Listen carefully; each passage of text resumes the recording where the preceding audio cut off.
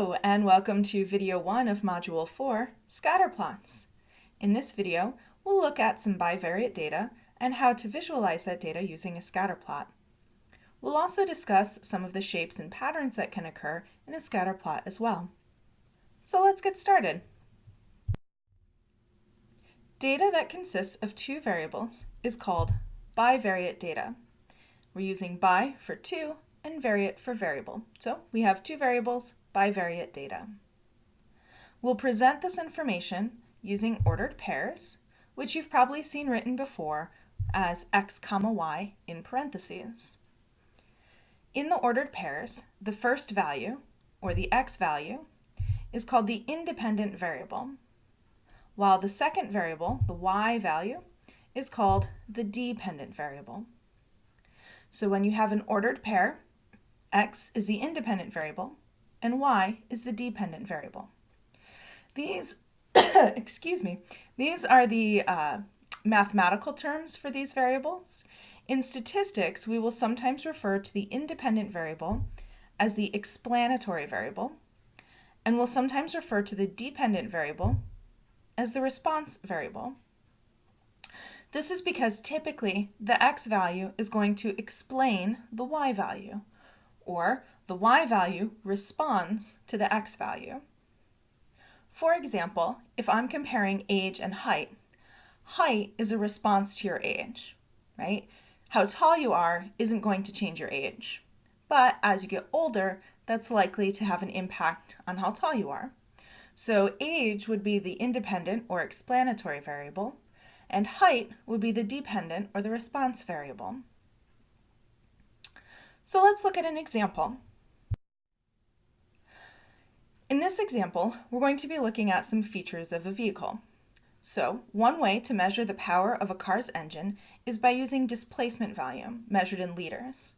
Displacement volume has to do with how much space is displaced by the cylinders in your engine.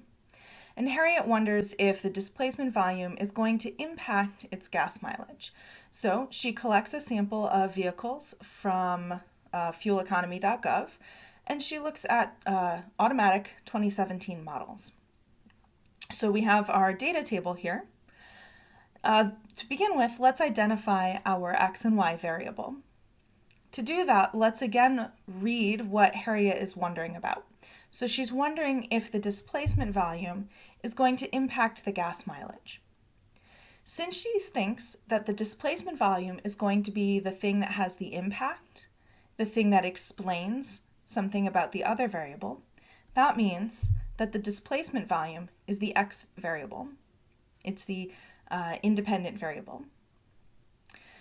She thinks the displacement volume is going to impact the gas mileage. So that means the gas mileage is responding to the displacement volume.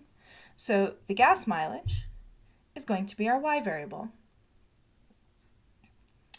All right, let's look at a few other features for this table. So I've just shrunk the table a little bit so that we have some space to actually look at it. So part A says to identify the independent variable. We did that before, that's the x value. So this is the displacement volume. For part B, they want us to identify the dependent variable. That's the y value. So that's going to be the combined gas mileage. Notice that when you are identifying the variable, you identify it by what it is, not by how it's measured. In other words, the independent variable is not liters, it's displacement volume. The combined gas mileage is the dependent variable, it's not miles per gallon. Okay? So you can include the units of measure in your answer if you like, but the thing to focus on is not the units in this case, but the actual variable, what it is that's being measured. Part C wants us to write the ordered pair that represents the information for the Toyota Yaris. So I'm going to look in the table at that row. The cylinder information is there, but we don't need it because we're not measuring it in our ordered pair. In your ordered pair, you want the x value to come first, then there will be a comma, and then you want the y value.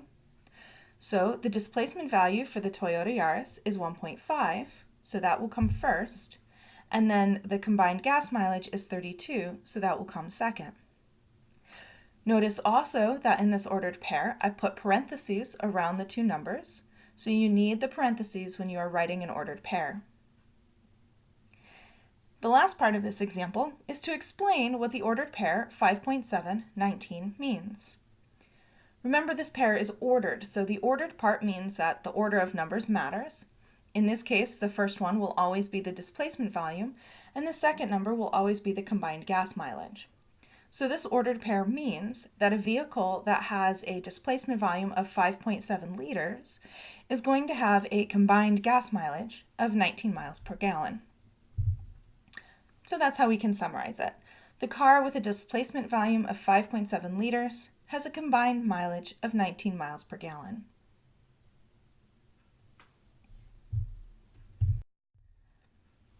Here we have a note. We're going to visualize bivariate data by creating a type of graph called a scatterplot. You can again see the ingenious naming skills of statisticians, scatterplot. It's called that because you're going to plot points that are scattered about the grid. Yep, so let's create a scatterplot for the values that we have been looking at. All right, so you can see I've just taken the information that we're going to need, the displacement volume and the gas mileage, and displayed it in a table across the top of the screen. Sometimes you will have your information presented horizontally in a table like this. Other times it'll be vertically as we saw before. So you could have the data presented either way. I've also already drawn out a lot of the grid space for us to be using. You'll notice that the horizontal axis has been named displacement volume liters. The x-axis is always the horizontal one. It's always the one that goes left-right. When I label my axis, I want to label it by both the variable and the units that are measuring it. So this has been displacement volume, that's the variable, and the units, which are liters. To figure out the values I wanted for this axis, I just looked at my smallest number in my data set, which was a 1, up to the largest, so 5.7. So I thought that 6 might be a good spot to end at. So I went from 0 to 6. I'm also going to take a moment and inspect the grid lines that we have here in case we have to graph decimals. So it looks like if I look from 0 to 1, it's been broken up into 1, 2, 3, 4, 5 spaces. So each of those lines represents a fifth, or 0.2. So we have 0, and then it would be 0.2, 0.4, 0.6, 0.8, and then 1. So that's our horizontal axis. The vertical axis will always be the y value. So our vertical axis is called combined mileage in miles per gallon because that's what our y variable is, it's the combined gas mileage, and it's measured in miles per gallon. Similarly, I looked at all of the values for that variable, and they range from about 19 to 32. So when I created my vertical axis, I wanted it to go from 15 to 35 so that I would encompass all of those values. Also taking a quick glance at the scale that's used, from 15 to 20 looks like it's also 5 lines, so that means each of those lines is going to be 1. So if I count the lines going up, I have 15, and then 16, 17, 18, 19, and then 20. And then the last feature of this graph I wanted to talk about before we plotted stuff is the title. The title of this graph is a little bit different from the titles of the graphs that we've been making so far because this is a very specific titling scheme. So the title of a scatterplot is always your y variable versus your x variable. So here we have our gas mileage is the y variable versus the displacement volume, which is our x variable. So that's why this graph has a title of mileage versus displacement volume. This can be kind of confusing because with our ordered pairs, it's always the x value first and then the y value. But in the title, it's the y value versus the x value. So the order is switched. So now that we've kind of explored all of the features of this graphing space, which I may give you or which you may be required to create, let's graph some points. So our first ordered pair is 1, 31. So to graph the point 1, 31, I'm going to go to where 1 is on the horizontal axis. It's right here. And I need to figure out where is 31 on the y-axis. So because each of those lines represented one space, 31 is just above the 30. To plot the point, I'm going to look to see where those lines intersect. So I read over from the 31 and I read up from the 1. And where those two intersect is where I'm going to plot the point. So that point represents the ordered pair 1, 31. Those yellow lines that I had there before were just to help us visualize how to graph the point. I don't actually draw them when I'm graphing. Let's do one more point together. The second point is 2.3, 24. This one's a little bit trickier because it involves the decimal, the 2.3, and that's not one of our grid lines. Remember before on the horizontal axis, we said that each of those lines represents 0.2. So if I look at where 2 is, the next line over is 2.2, and then the following line is 2.4. So to graph 2.3, I need to find the x value halfway between. So that's why I'm looking between 2.2 and 2.4. That's where my 2.3 value will be. 24, fortunately, is one of the lines on the graph, so I'm going to read over from 24 and up from 2.3, and that's how I plot my second point. Okay, I'm going to recommend that you pause the video here and continue to graph the remaining points on the scatter plot. Then when you've finished, you can unpause the video and we'll take a look and see how you did.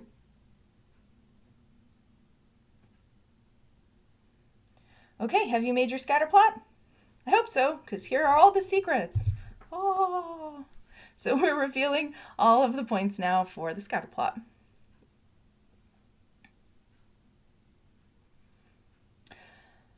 Okay, how'd you do? Okay, so now that we've made the scatter plot, let's make some observations about our graph. So there are really two important things I want to point out here. The first thing that I want to point out is that there's a very noticeable trend where the points that are on the left-hand side of the graph are up higher, and the points that are on the right-hand side of the graph are down lower. This is an important feature. This is going to tell us something called the direction of a graph. So the first thing that I notice is that vehicles that have a larger displacement volume, those are points to the right of the graph, also tend to have a lower combined mileage. That means they are lower down on the graph. You could also phrase this by saying vehicles with smaller displacement volumes tend to have a higher combined gas mileage. The second observation I want to make about this graph is that if you stand back and kind of squint at it a little bit, those points seem to be following the shape of a line. They're not perfectly on a line, and very rarely will you ever have data that's exactly on a line. But our points on the scatter plot are pretty darn close to it. We seem to have this definite trend happening. So the points kind of look like a fuzzy line. That's an important observation about this data. It's telling us something about how the data is shaped. Speaking of, let's look at some information about shapes and stuff of a graph. So here we have several different scatter plots that could be made, and we've been asked to identify the direction, the shape, and the strength of each scatter plot. So we're going to do those one at a time. We're first going to focus on the direction of a scatter plot. Direction is essentially, do the points seem to be going up from left to right, or do they seem to be going down from left to right? If I look at the top three graphs here, these all appear to be going up as I move from left to right. So the top three graphs all have a positive direction to them. They're all going uphill from left to right, so those are positive directions. If I look at the two graphs on the bottom, those seem to be going downhill from left to right. So if you go downhill, we're going to call that a negative direction. Now we have two graphs remaining to check out. The first one is the one that sort of looks like a U. It's the one that's in the middle there. So although I can see that it's definitely beginning to go negative, so it starts going downhill, it also turns around and it goes uphill. So it's kind of like it starts out negative and then turns around and becomes positive. So because of that, there's no single direction to that data. So we're going to say NA. Same thing with the graph on the bottom. Those points are just sort of scattered willy-nilly, so they don't really have a clear direction to them.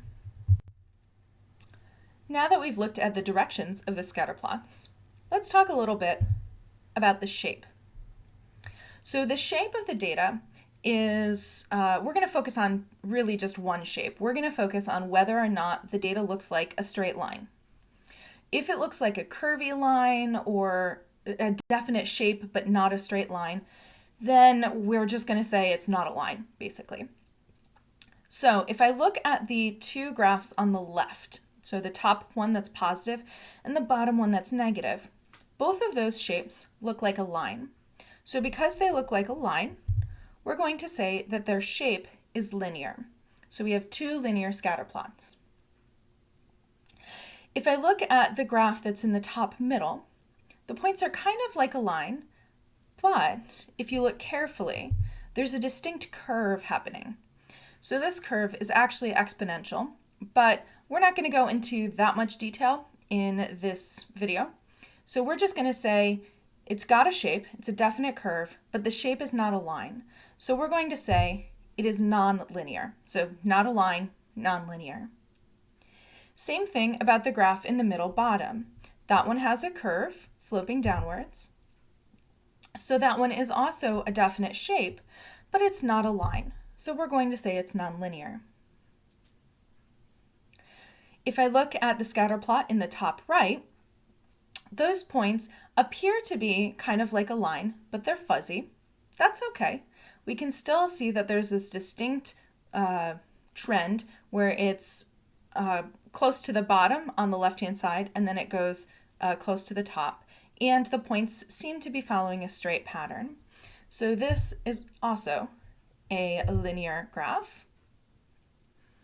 The one that's in the middle has a clear shape, but again, it's a curvy shape, so we're going to call it nonlinear. And the one that's on the bottom, right, doesn't really seem to have any kind of shape going on. It's just really just scattered points. So we're going to say it has no shape because the points are just, it's unidentifiable. There's no real shape to that data. All right, and lastly, we're going to talk about the strength of each scatter plot. When we talk about strength, we're going to talk about how tight the points are to the shape that they were forming. So if the points are really, really close to a line or a curve, we're going to say that's a strong relationship. If they're a little fuzzy, but you can still make out what it is, then it's going to be a moderate sort of relationship. And if it's just scattered, there seems to be no relationship between x and y, just points everywhere, then we're going to say that's a weak relationship. So if I look at the first graph on the left, and in fact, the first two columns, really, those are all strong relationships. So the two lines that we have on the left, easily identifiable as lines. And then those curves that we have, as you can see when we drew over them, you can't even see most of the points anymore. That's how close they were to forming that shape. So those four graphs all have a strong relationship. On the top right, I would not say that this is a strong relationship because when we drew that line, you can still see the points are a little bit further apart. It's a little bit of a fuzzier line. So I'm going to call that one moderate. I'm going to call that a moderate relationship. We can still tell that it's a line. We can still tell the direction, but it's a little bit fuzzy. For the graph that's in the middle, we can tell definitely that it's a U sort of shape. So we're going to say that's a strong relationship. And the one that's on the bottom right, again, the points are everywhere with this graph. There doesn't appear to be much of a relationship at all going on between the x and y values. So we're going to say that this is a weak relationship. Now that we've gone over the strength, direction, and shape of scatter plots, take a moment and identify each of those features for the scatter plot we made earlier. Again, you can feel free to pause the video so that you have time to answer those questions.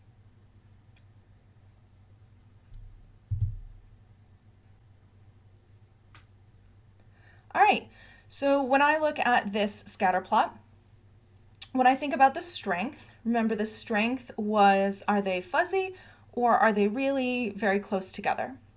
So for this strength, the points are a little bit fuzzy, but they're also fairly close together. So I would say this one is moderate or moderate to strong. One of the challenging parts about identifying strength in a scatter plot is that if I were to change the axis values that I used, so for instance, if instead of going from 15 to 35, I had gone from 0 to 35, the strength may have a different appearance because if I were to do that, the points might look closer together because of the scale that I used. So one of the tasks that we're going to do in this unit is to come up with a different type of measurement for strength instead of just kind of eyeballing it. But for now, this is sort of a moderate to strong. This is what it would look like. In terms of direction, as I go from left to right, it looks like it's going downhill. So that means we have a negative direction here. And as we saw earlier, the shape is going to be linear because these points look like they're going to form a line. All right, so now we get to a very important definition for this course. Two variables are said to be correlated if there seems to be a relationship between them. However, just because two variables are correlated does not mean that they have a causal relationship. In other words, just because you have two things that are related to each other, like age and height or age and spelling ability, doesn't mean that one thing causes the other thing to happen. There could be other things that are developing or working in the background. So, very important concept for this course, correlation does not equal causation. In fact, this is the point in a class when I'm teaching where I say, if there's one thing you take away from this course, it is this. Correlation is not causation. Just because two things are related does not mean that one thing is causing the other thing to behave that way. There may be something else in the background doing that causal relationship. In fact, while sometimes a correlation is due to a causal relationship, it may also be due to confounding or lurking variables. Those are those things that are in the background that could be really the secret cause of this relationship.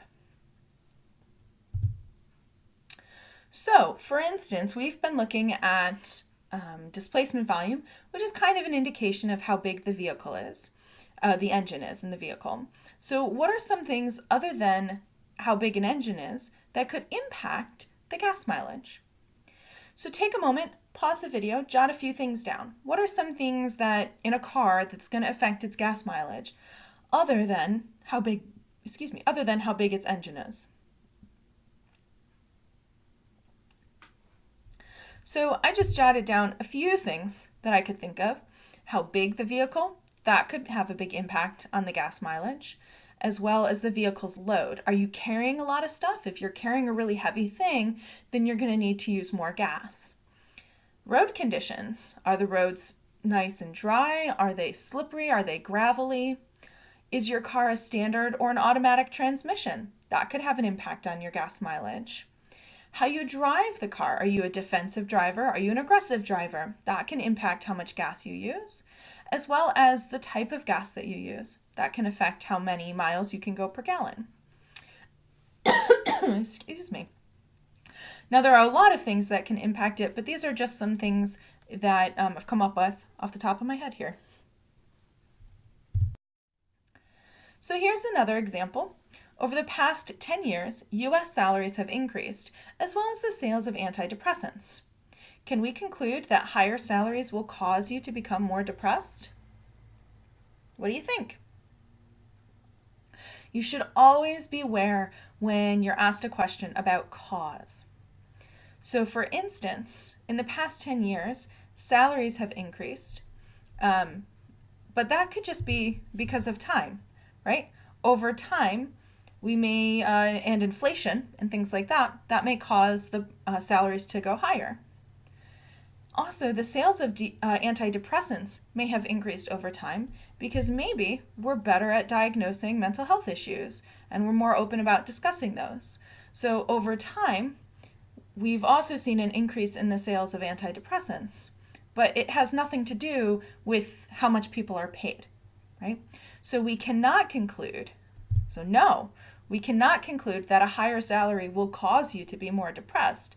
We're just noticing a relationship between these two variables because over time, there are some things that are happening to increase both of these.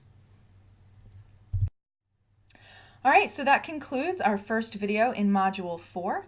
In the next video, we'll look at correlation in a little bit more depth, and we'll explore using something called the least squares regression line. Thanks for watching, and have a fabulous day.